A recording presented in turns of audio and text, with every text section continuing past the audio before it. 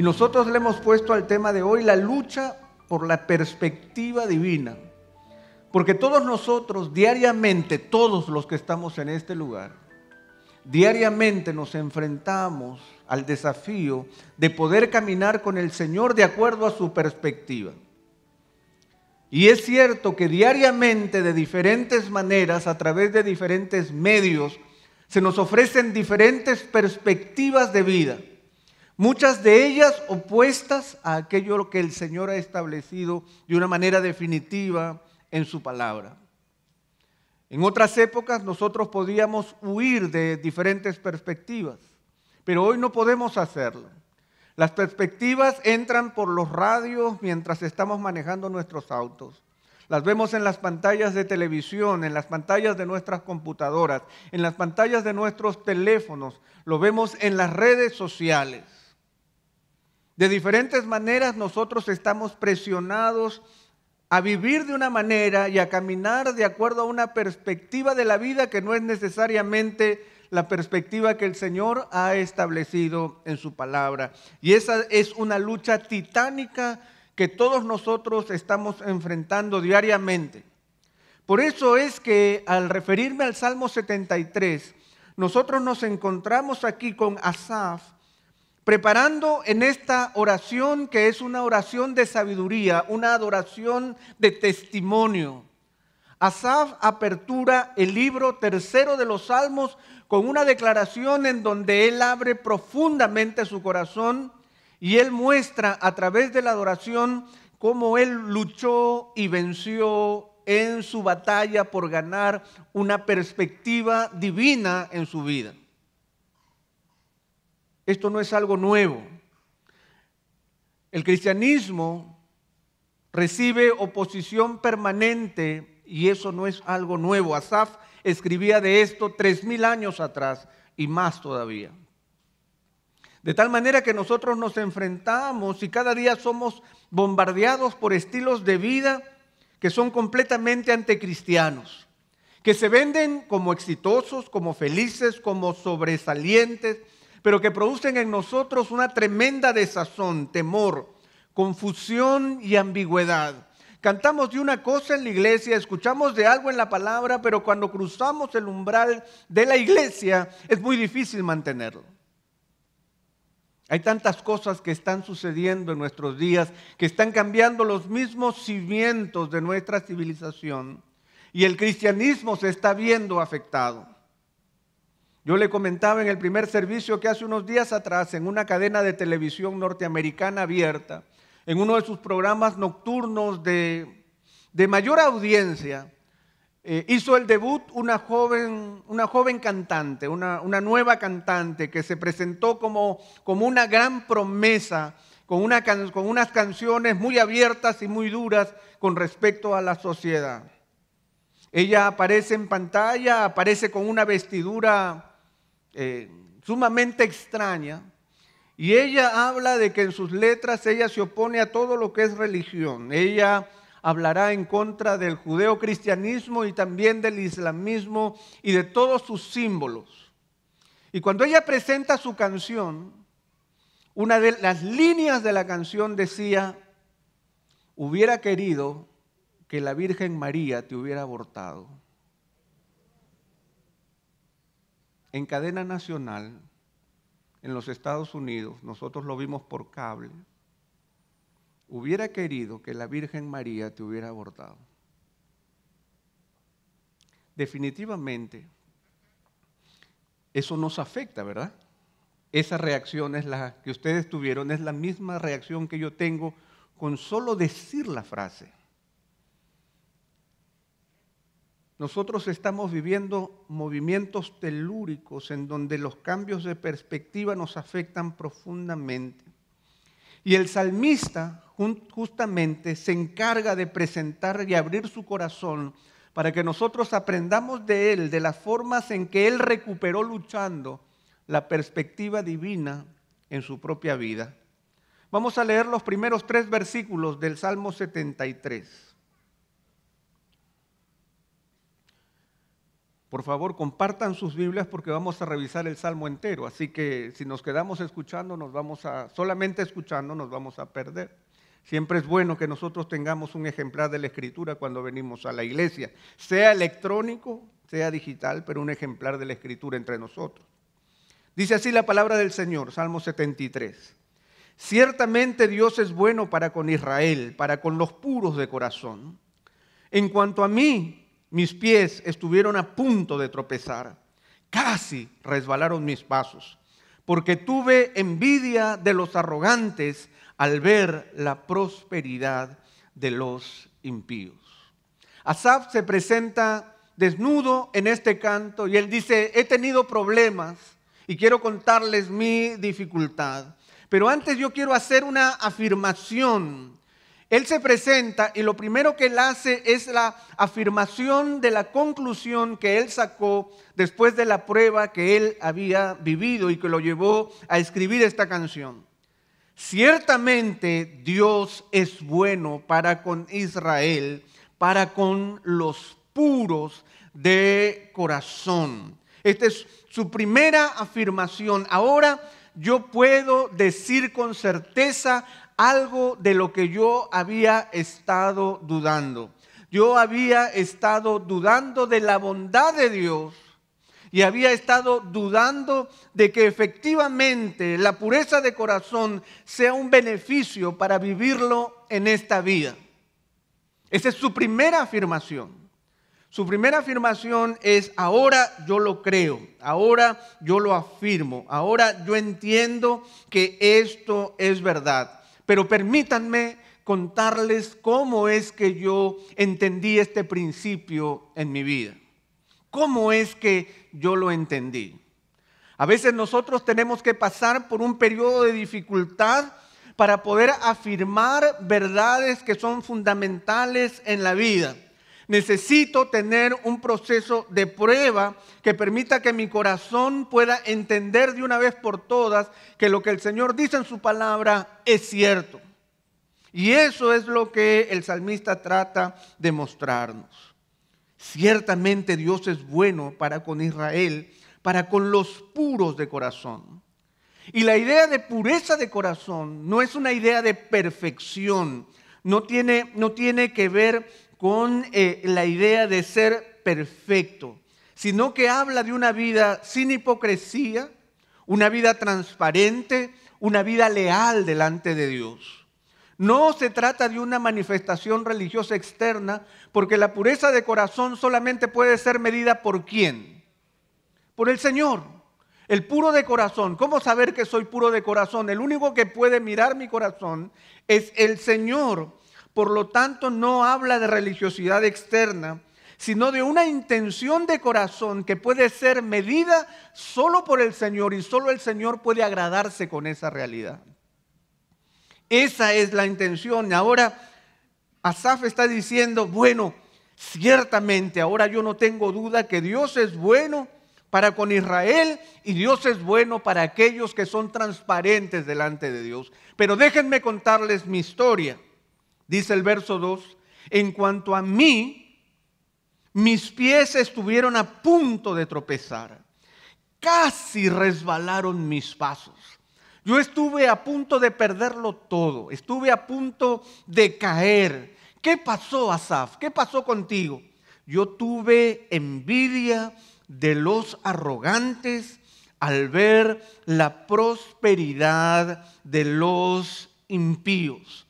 Eso es lo que había sucedido en el corazón de Asaf.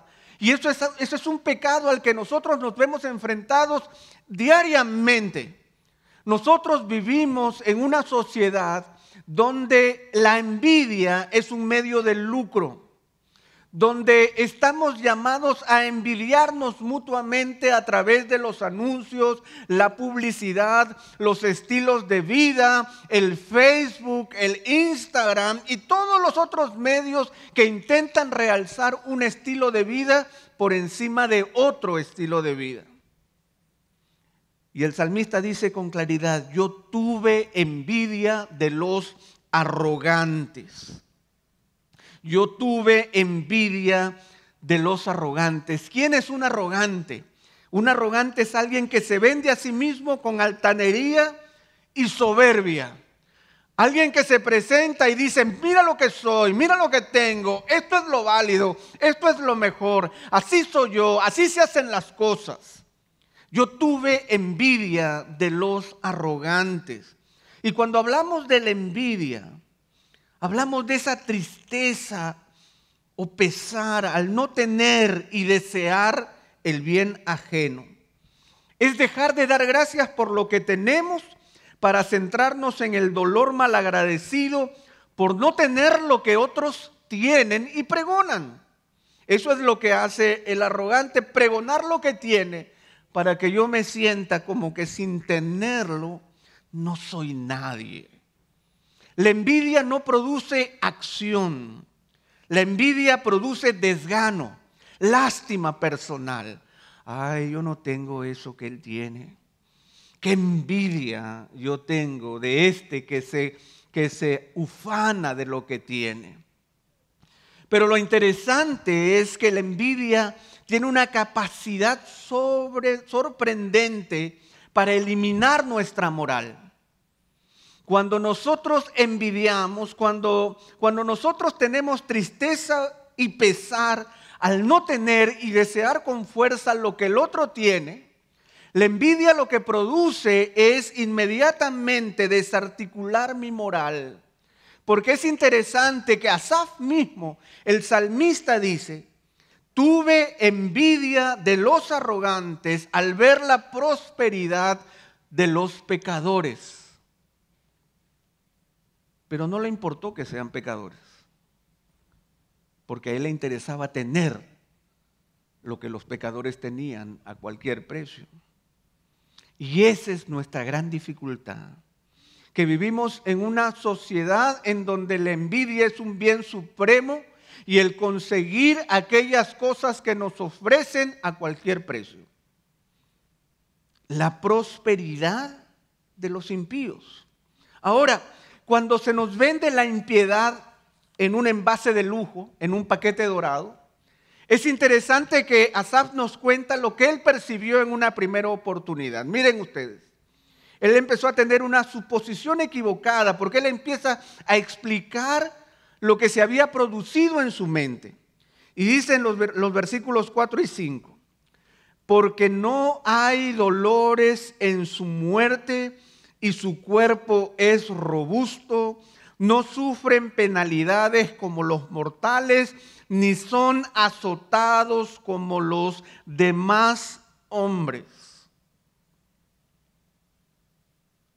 ¿Ustedes no se han dado cuenta que cuando nosotros envidiamos, el pasto del vecino siempre es más verde que mi pasto? ¿El auto de mi vecino siempre es más bello que el mío? ¿Su refrigerador enfría mejor que el mío y su aire acondicionado es excelente? Y aquí justamente la explicación que hace Asaf de los arrogantes y de los pecadores es como de seres humanos que viven en Disneylandia. No hay dolores en su muerte y su cuerpo es robusto. Lo que él está diciendo es gente que no tiene problema alguno. La chikungunya no pasa por ahí. En su casa no hay insectos, no hay dolores en su muerte. El día que se mueren, pero sin enfermedades, sin que agonías y dolores profundos. No hay dolores en su muerte y su cuerpo es robusto, es hermoso. Es interesante que dice, no sufren penalidades como los mortales, dice el verso 5, ni son azotados como los demás hombres. O sea, no están ni dentro de los mortales ni dentro de los demás hombres. ¿Qué son? Estrellas del firmamento. Son famosos, son celebridades. Wow, yo quiero ser como uno de ellos, porque son únicos, no pasan por nada. Y eso es lo que la envidia produce. La envidia hace que nosotros añoremos y deseemos profundamente algo que ellos tienen, que no tenemos. Y lo primero que sucede es que mi moral se apaga, porque no me importa que hayan prosperado siendo pecadores. Y lo otro que sucede es que empiezo a imaginármelos como que viven en el paraíso, que son únicos.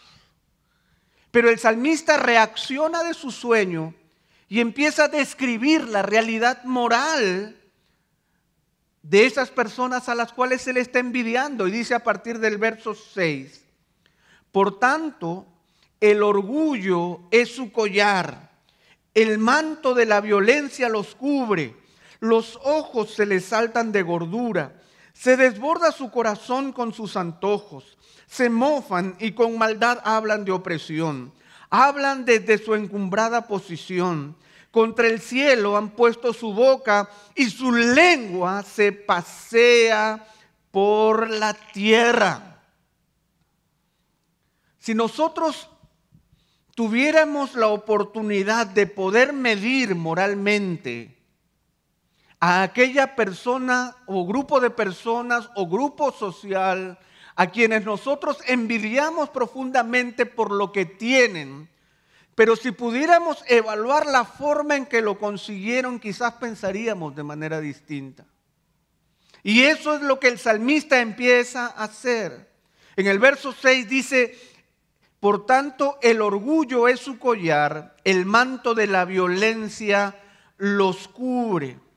El collar y el manto son joyas y ropajes que denotan elegancia y se lucen con esmero porque son bellas y proveen estatus social.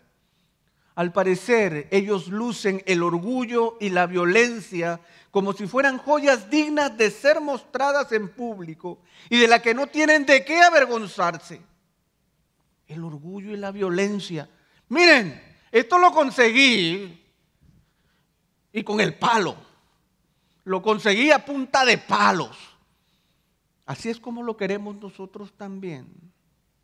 El verso 7 dice, los ojos se le saltan de gordura, se desborda su corazón con sus antojos.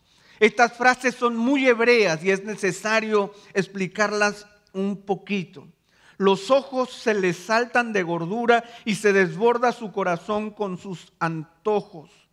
Lo que está diciendo que estas personas se han satisfecho tanto y han sido tan autoindulgentes que viven en un egoísmo insaciable como el de una persona que es insaciable comiendo alimentos.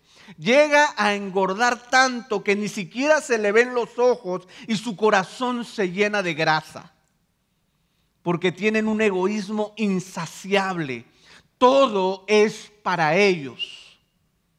Lo mío es mío y lo tuyo es mío también. Todo yo lo quiero para mí. El verso 8 dice, se mofan y con maldad hablan de opresión. Hablan desde su encumbrada posición. Ellos abusan del poder. Hay una insolencia producto de su falso sentido de superioridad. Esa insolencia termina intimidando a los demás a quienes luego oprimen. Ellos creen que su encumbrada posición les da la libertad para estar por encima del bien y el mal. Y lo publican como si fueran semidioses. Dice que hablan desde su encumbrada posición. Hablan con altanería. Abusan del poder. Y luego que abusan de sus hermanos, terminan también abusando de Dios.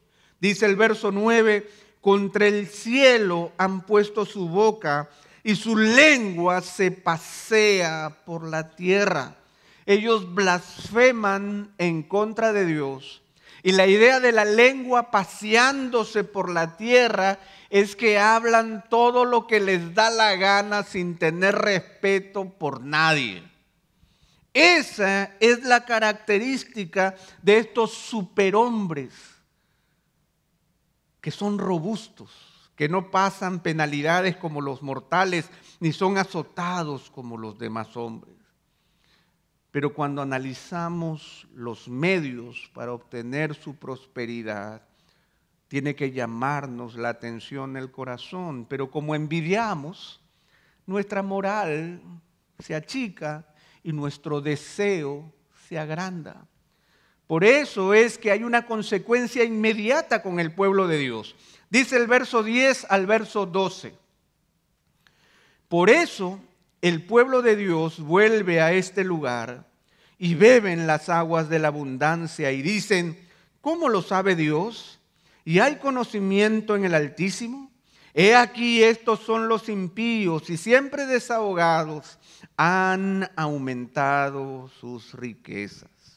El verso 10, déjenme decirles, es uno de los versos más difíciles de interpretar en la Escritura porque las palabras que se usan son sumamente oscuras. Porque aparentemente después de esa declaración totalmente negativa, en el verso 10 pareciera que fuera positivo. Por eso el pueblo de Dios vuelve a este lugar y beben las aguas de la abundancia. ¿Qué es lo que significa este pasaje? Lo primero que nosotros tenemos que saber como intérpretes de la Biblia es que el uso de la palabra aguas en el Antiguo Testamento tiene que ver siempre con las dificultades de la vida. Aguas siempre tienen que ver con las dificultades inherentes de la vida por las cuales todos nosotros debemos atravesar.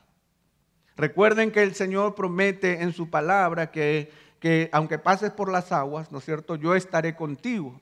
La idea de las aguas tiene que ver con las circunstancias dolorosas y difíciles por las que definitivamente todo ser humano debe atravesar. Ahora, el verso 10 dice, por eso el pueblo de Dios vuelve a este lugar y beben las aguas de la abundancia o beben las aguas en abundancia. ¿Qué es lo que nos está diciendo? Cuando el pueblo de Dios de alguna manera se deja arrastrar por la envidia ante la prosperidad de los arrogantes pecadores, definitivamente nuestras circunstancias serán sumamente complicadas. Cuando nosotros cantamos una cosa delante de Dios en la iglesia y salimos y tratamos de mezclar nuestro estilo de vida como creyentes y lo que estos ofrecen, los arrogantes ofrecen en el mundo, definitivamente nosotros vamos a beber aguas en abundancia. Vamos a pasar por grandes dificultades. Vamos a consumir aguas en abundancia. Por eso dicen beben las aguas de la abundancia o en abundancia, porque no solamente son las circunstancias normales y difíciles que yo voy a atravesar, sino que me la voy a beber. O sea, yo me voy a meter en líos tratando de ser lo que soy y al mismo tiempo deseando lo que no debo desear. ¿Y qué va a pasar con nosotros como creyentes viviendo con estilos de vida que no nos corresponden? Pues va a pasar lo que dice el verso 11.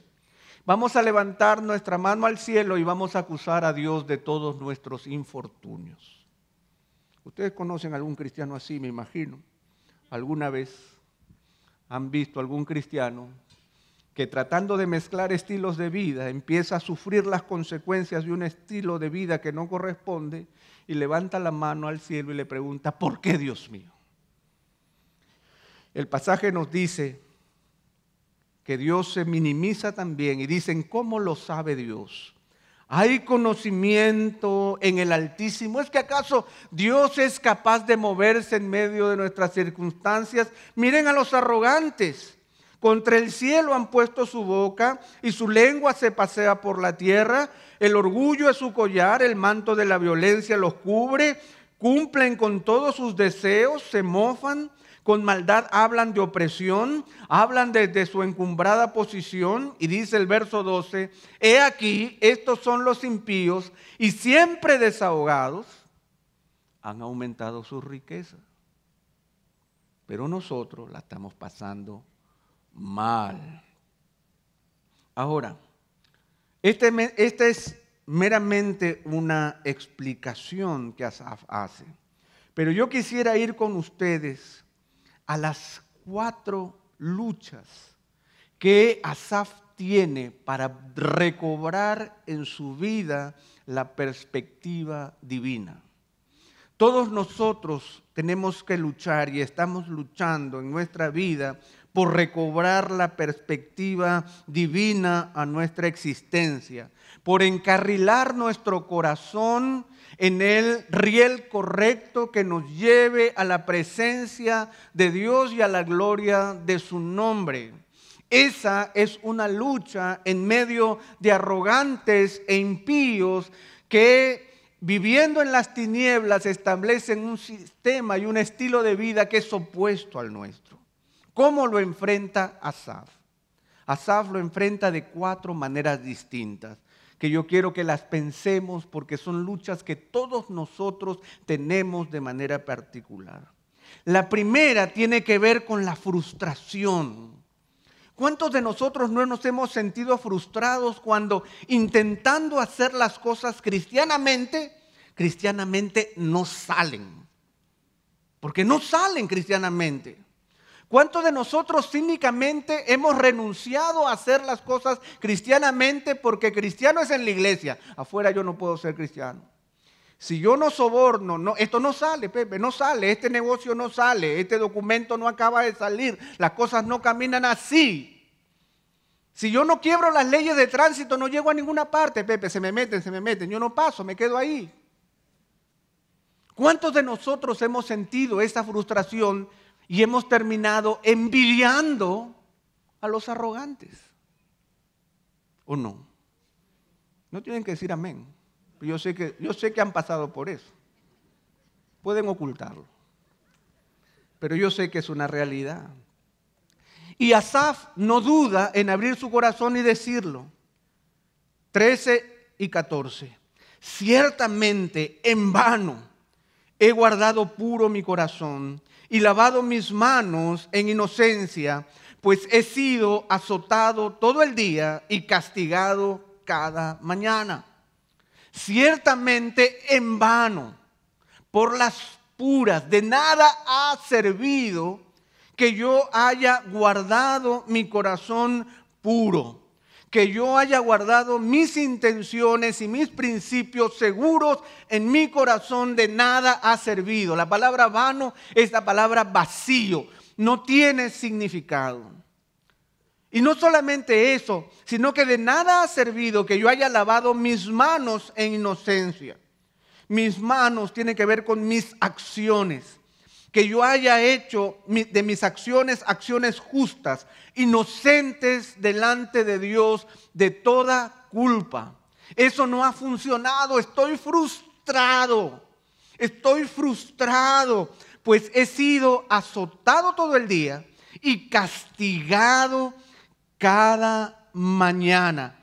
He sido azotado todo el día y castigado cada mañana. Vamos a tratar de interpretar estas 2 palabras porque nadie es azotado y castigado todos los días. ¿Cuál es la intención del salmista? ¿Qué es lo que el salmista está diciendo? La intención de los azotes tienen que ver con un ataque inesperado que nos produce un daño. Es cuando nosotros vamos decididos a hacer la acción correcta y cuando veo que estoy haciendo la acción correcta me cae el golpe. Y yo me pregunto, ¿pero qué pasó? Si yo estoy tratando de hacer las cosas bien. Esto es algo inesperado. Yo no esperaba que las cosas terminen en mi contra. Yo estaba tratando de hacer las cosas bien para ti, Señor. Había lavado mis manos en inocencia, había guardado mi corazón puro para ti. ¿Cómo es que esto inesperado sucede? Y no solamente eso, sino que dice que hay castigos. O sea, soy reprendido como si estuviera equivocado y soy exhibido con vergüenza y desaprobación. Cuando quise vivir de acuerdo a lo que el Señor reclamaba, lo que recibí fue desaprobación. Fue un sentido de vergüenza. Los que estaban a mi alrededor se avergonzaron de mí por lo que yo estaba haciendo. Eso yo no lo espero. Eso no lo esperaba. Y no es algo que sucedió una vez, sino que el salmista dice, he sido azotado todo el día y he sido castigado cada mañana. O sea, antes de que empiece el día, ya estoy siendo avergonzado. ¿Quién no ha sentido ese tipo de frustración? Si queremos vivir la vida cristiana y si la estamos intentando vivir en la última semana, de seguro hemos sido castigados y hemos sido azotados de alguna manera por el nombre del Señor. ¿Cuál es el remedio que el salmista pregona? ¿Cuál es el remedio que él se plantea en el Señor? Él dice en el verso 15, si yo hubiera dicho, así hablaré, he aquí habría traicionado a la generación de tus hijos. El salmista nos está diciendo, hermanos, que el primer remedio contra la frustración es saber que no estamos solos en esa batalla, que somos un pueblo adquirido por Dios, un real sacerdocio y una nación santa para anunciar las virtudes de aquel que nos llamó de las tinieblas a su luz admirable. Si yo siquiera diera a conocer mi queja entre mis hermanos, yo traicionaría a esta generación. El salmista está diciendo, esto no es un asunto que tiene que ver contigo, esto es un asunto que tiene que ver con todos nosotros. Cuando tú decides hacer las cosas mal hechas, porque es la única manera de que salgan, no solamente te afectas a ti, me afectas a mí, porque soy tu hermano y quiero hacer las cosas bien. Nos traicionas a todos nosotros como pueblo de Dios, porque todos estamos en una misma línea, obedeciendo al Señor y tratando de hacer las cosas, guardando nuestro corazón y con manos limpias delante de Él. Y si tú te ensucias las manos y ensucias tu corazón, le haces la cosa más difícil a tu hermano en Cristo que está detrás tuyo. Y estás traicionando una historia de 2000 años de testigos fieles. Algunos de ellos dieron su vida por la causa de Cristo. Estás traicionando el mandato del Señor y la afirmación del Señor, quien dijo, en el mundo tendrán aflicción, pero confíen, yo he vencido al mundo. El primer remedio no es solamente observar lo que me pasa a mí, sino lo que todos nosotros como pueblo de Dios estamos dispuestos a hacer. Que en este lugar hayan 500 personas que estén dispuestos a obedecer las leyes de tránsito por Dios por una vez en la vida, donde dice no estacionar, no te estaciones. Pero si no lo haces tú y no lo hacen 500 más que estamos en este lugar, estamos guardando al Señor. Si tienes que entrar al Bravo y el Bravo está lleno y tú dices, ay, me quedo afuera porque acá es más cómodo, me bajo yo con mis bolsas. Interrumpes todo el tránsito en una avenida grande. No piensas que has ganado, todos hemos perdido. Y eso es lo que el salmista está diciendo. Si yo me quejara de esto y simplemente actuara de acuerdo a mi queja, habría traicionado a la generación de tus hijos. Cuando nosotros decidimos envidiar a los arrogantes y buscar la prosperidad de los impíos bajo valores incorrectos, nos estamos traicionando mutuamente. Estamos traicionando la adoración que estamos cantando. Estamos traicionando el púlpito de donde se predica la palabra. Estamos traicionando nuestra membresía. Estamos traicionando nuestro estatus como cristianos. Porque la gente no se queja de nuestra doctrina. La gente se queja de nuestro testimonio. Ese es nuestro problema, que no creemos lo que predicamos. Somos como el pastor Gatica, que predica pero no practica. Para que lo pongan en algún lado.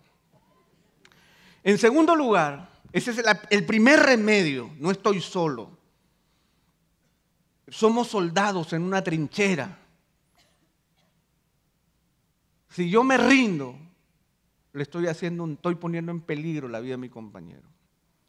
En segundo lugar, dice el verso 16, cuando pensaba tratando de entender esto, fue difícil para mí. Hasta que entré en el santuario de Dios, entonces comprendí el fin de ellos. Ciertamente tú los pones en lugares resbaladizos, los arrojas a la destrucción. Como son destruidos en un momento, son totalmente consumidos por terrores repentinos. Como un sueño del que despierta, oh Señor, cuando te levantes despreciarás su apariencia. La segunda dificultad que nosotros tenemos, la primera es la frustración. La segunda es la dificultad por entender lo que está sucediendo. ¿Cómo yo puedo interpretar esto que me está pasando? Yo quiero vivir de una manera, pero no se puede vivir de esa manera. Quiero solucionarlo. Como decía el salmista cuando pensaba, tratando de entender esto, o sea, era algo que él se había sentado en algún lugar apartado y había dicho, voy a pensar. Hacemos alguna vez eso, ¿verdad? Nosotros nos sentamos y decimos, voy a pensar, quiero entender esto que me está sucediendo. Y esto es difícil para mí. ¿Cuántos de nosotros nos sentamos y ponemos sobre hojas de papel nuestras circunstancias y las personas y los movimientos y volvemos a analizar lo que dijimos o lo que no dijimos, los emails que mandamos y los emails que no mandamos, si tratamos de cumplir con todas las normativas, si pagamos todos los impuestos, si hicimos todas las cosas y todo sigue siendo una frustración? Y qué difícil es entender esto. Porque no hay solución desde una perspectiva humana. El salmista dice, todo esto era difícil para mí hasta que entré en el santuario de Dios. Hasta que entré en el santuario de Dios. ¿Dónde es que entró Asaf? Que yo también quiero entrar. ¿A dónde es que él entró? Para que él pudiera comprender desde allí. Es interesante que en hebreo la palabra santuario está en plural. Por lo tanto, Asaf no se está refiriendo al templo de Dios. No se está refiriendo al tabernáculo. No se está refiriendo a un lugar físico. Lo que en realidad él está diciendo es que él entró a la presencia de Dios, al lugar donde Dios habita, al lugar desde donde Dios mira las cosas. Lo que él está diciendo poéticamente es que él entró y vio las cosas desde la perspectiva de Dios. ¿Dónde nosotros obtenemos la perspectiva de Dios? Pues en su palabra. En su palabra nosotros podemos preguntarle al Señor y decirle, ¿cómo entiendes tú, Señor, esta situación? Yo ya no la comprendo. Permíteme verla desde el lugar en donde tú estás. Permíteme verla desde la forma en que tú observas las cosas. Permíteme ver las cosas desde tu punto de vista. Permíteme verlo desde tu perspectiva.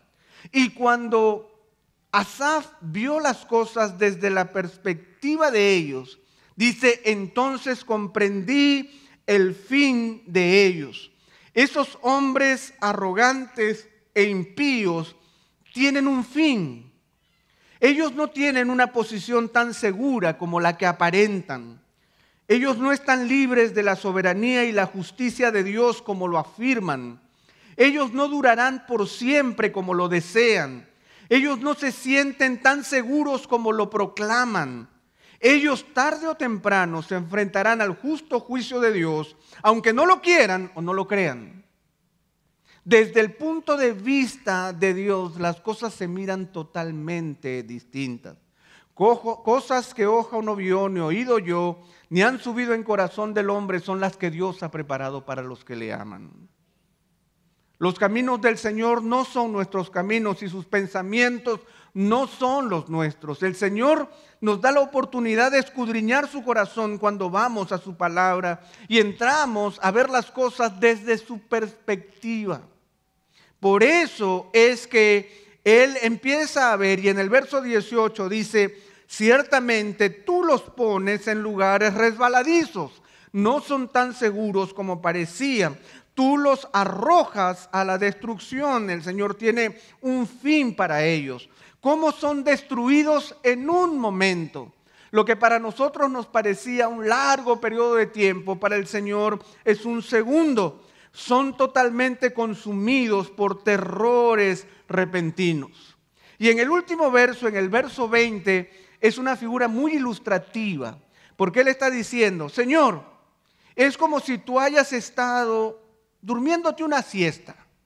Y mientras dormías la siesta, estos hombres arrogantes e impíos hicieron lo que quisieron. Pero tú solamente estás durmiendo una siesta. En cuanto te levantes, despreciarás su apariencia. Esa es la realidad de la vida desde la perspectiva de Dios. Entenderlo desde el corazón de Dios. No solamente desde la interpretación de los hechos, sino desde el corazón de Dios. La tercera cosa que hace el salmista, él pelea con su frustración, en primer lugar.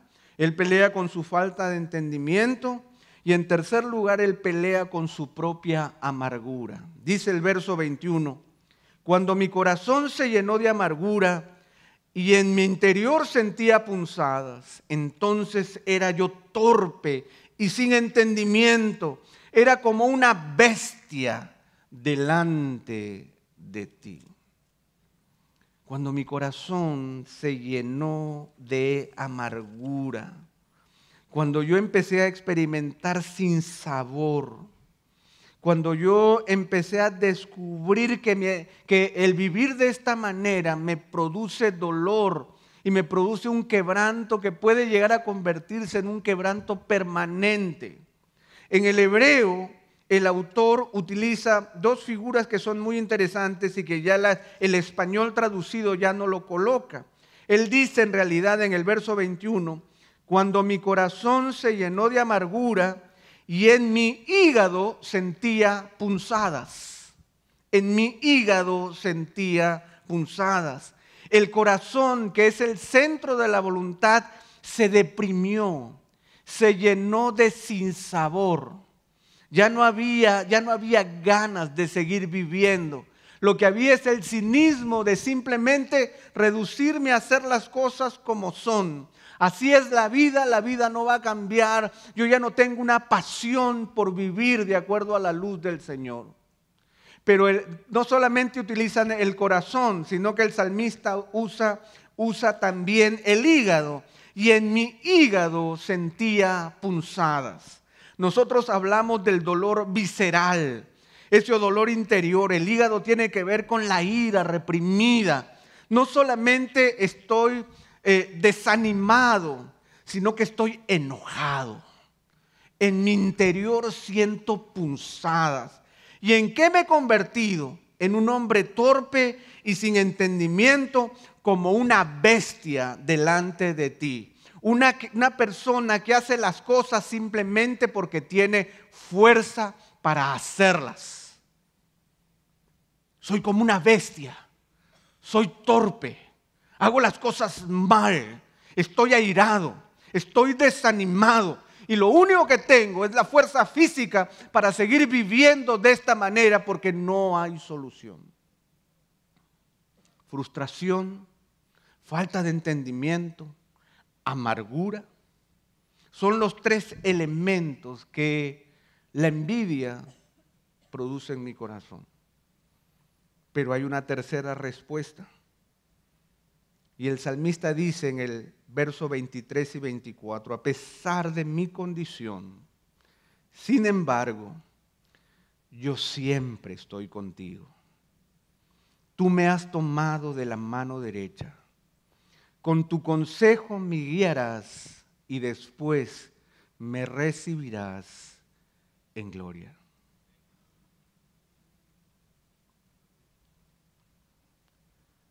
¿Saben cómo se llama eso? Gracia de Dios. Yo puedo ser como una bestia, con un corazón deprimido y lleno de ira, que solamente hace las cosas sin entendimiento y con la fuerza de un animal salvaje. Pero el Señor ha prometido, yo nunca te dejaré ni te desampararé. El Señor Jesucristo dijo: he aquí yo estoy todos los días con ustedes hasta el fin del mundo. Y su presencia redescubierta es lo que hace que mi corazón vuelva a ser un corazón humano.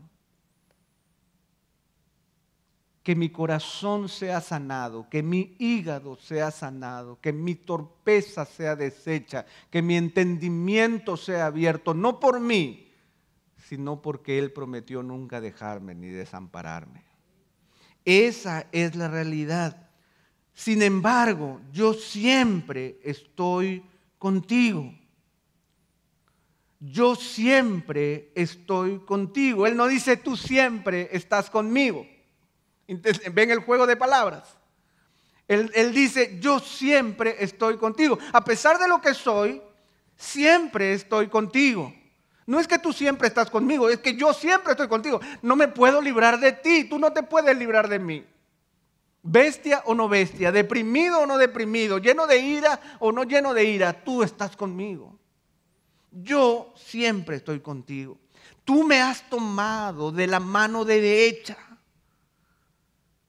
El tomar de la mano derecha tiene que ver con el hecho de que nuestras acciones, nuestra mano derecha representa nuestras acciones. El Señor toma nuestras acciones de tal manera que nosotros podemos hacerlas en el poder de su fuerza. No estamos solos en la vida. El Señor está con nosotros de tal manera que en Él yo empiezo a actuar. Tú me tomaste de la mano derecha. Con tu consejo me guiarás. Él lo pone esto en futuro porque su condición de debilidad no le permitía en ese momento, pero Él asegura que el Señor tendrá palabras sabias para él. El Señor presente lo guiará en las dificultades de la vida. Él no está solo, Él no tiene que hacer las cosas como una bestia. Él tiene que hacer las cosas como un hijo de Dios, porque el Señor está con él. Esa es la realidad. Y no solamente eso, sino que dice, con tu consejo me guiarás y después me recibirás en gloria. Y después me recibirás en gloria. Yo tengo la seguridad de que mi destino está asegurado en Él. Yo tengo la seguridad de que mi vida está escondida con Cristo en Dios, como lo dijo el apóstol Pablo. Yo he creído en el Evangelio. He creído en la obra salvadora de Cristo Jesús en la cruz del Calvario, mediante la cual Él perdonó todos mis pecados. Y a través de su obra yo obtuve nueva vida en Él. De tal manera que todos los que estamos en Cristo, nuevas criaturas somos. Las cosas viejas pasaron y aquí todas son hechas nuevas. El Señor está con nosotros, hermanos.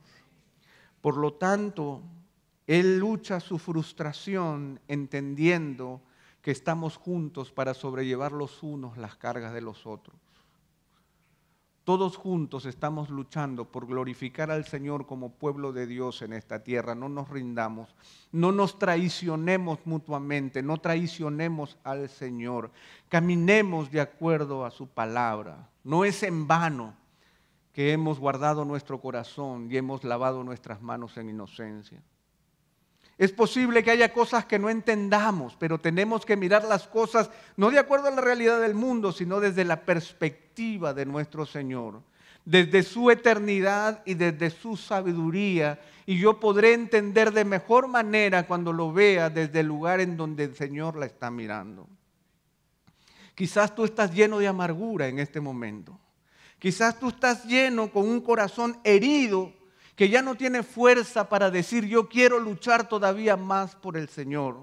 Quizás estás lleno de enojo en tu interior, punzadas en tu interior que no te permiten caminar con alegría.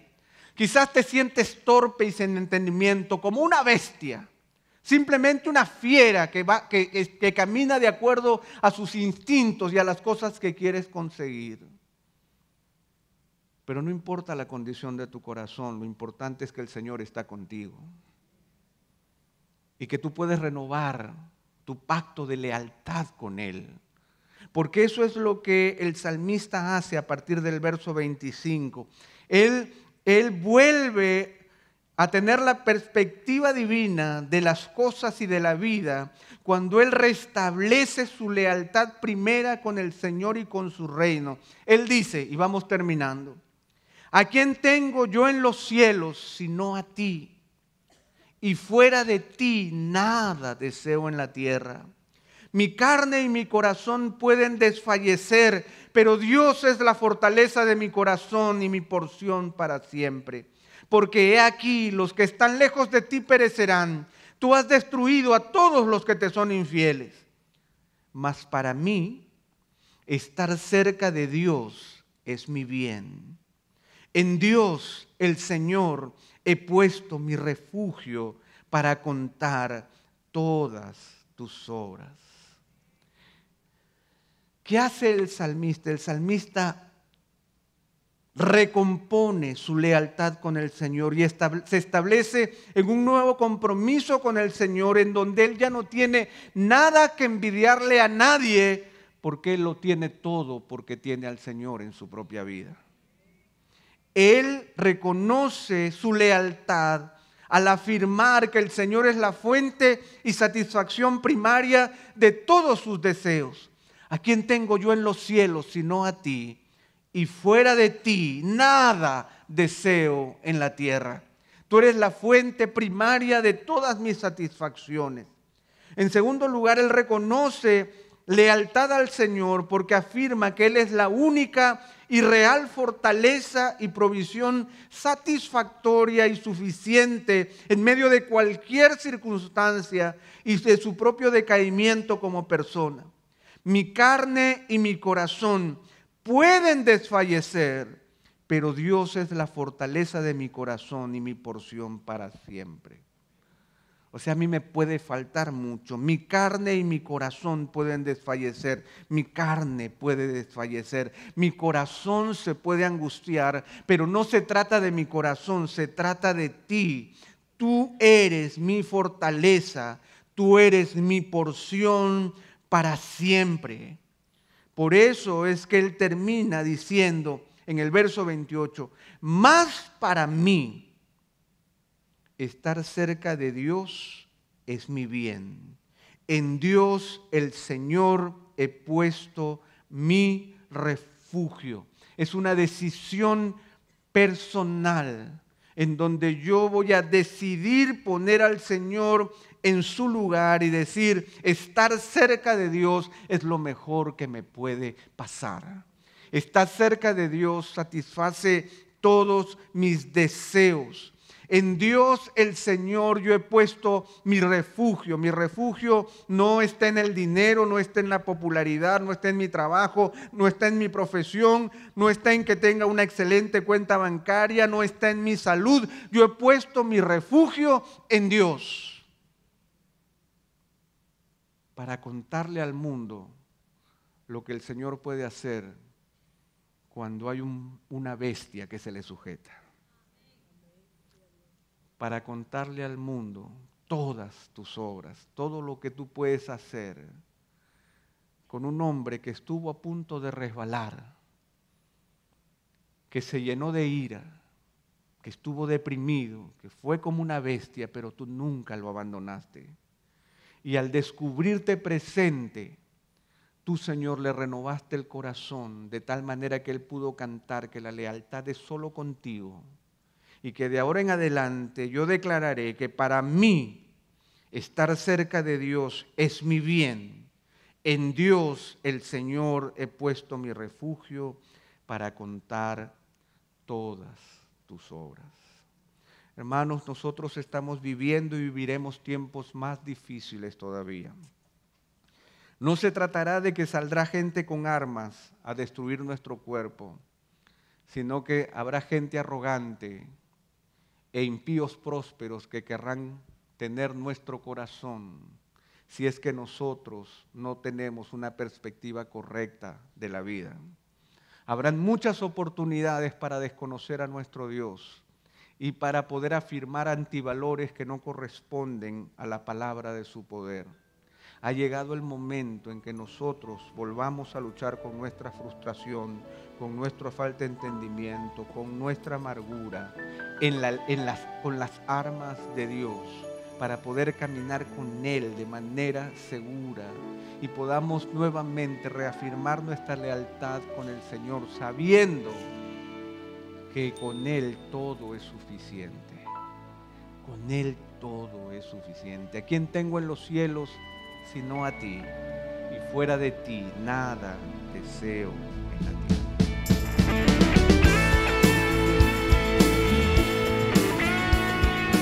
Esta es una producción que llega hasta ustedes gracias a los aportes de individuos y empresas comprometidos con la defensa de la fe. Para más información, preguntas y comentarios, visite nuestra página de internet www.integridadisabiduría.org. En esta página encontrará información sobre la producción de este y otros recursos que ponemos a su disposición, como también las formas en las que usted puede contribuir con la producción de programas como estos. Les invitamos nuevamente a visitar nuestra página de internet www.integridadisabiduría.org. Será hasta la próxima, cuando nos reencontremos en su palabra.